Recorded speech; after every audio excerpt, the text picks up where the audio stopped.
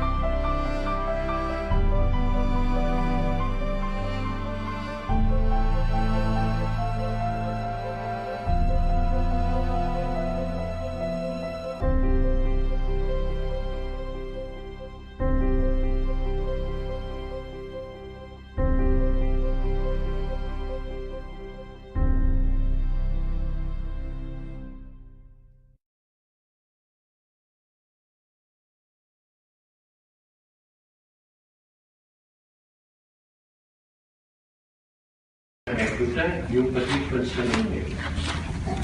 L'anècdota és que en certa ocasió un promotor immobiliari que pretenia organitzar l'entorn de Banys i que fou el que obrí el camí que partint les ruïnes de l'antic castell voreja el turó per darrere, va dir al meu pare: mira, Esteve, ara que tinc les excavadores aquí, tiro totes aquestes runes al mar perquè a la llarga et portaran problemes.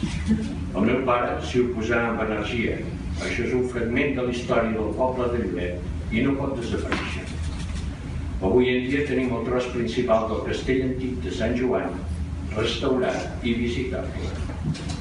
I llavors el petit pensament és que som éssers passaders. I això és un fet en el que alguns no hi pensen mai i d'altres només hi pensen de tant en tant.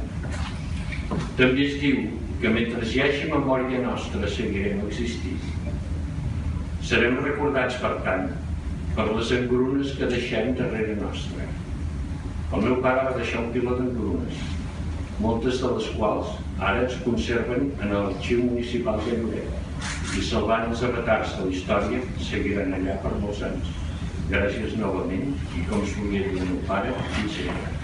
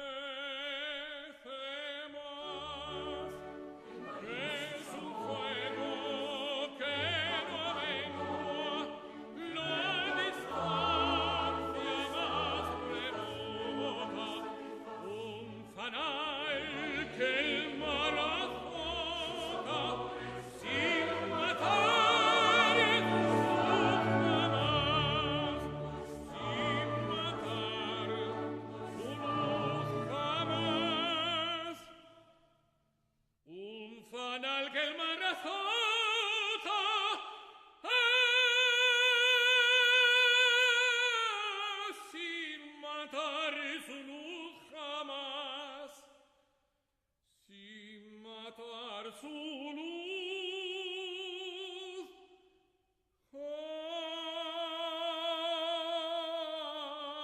Jamás, sin matar su luz,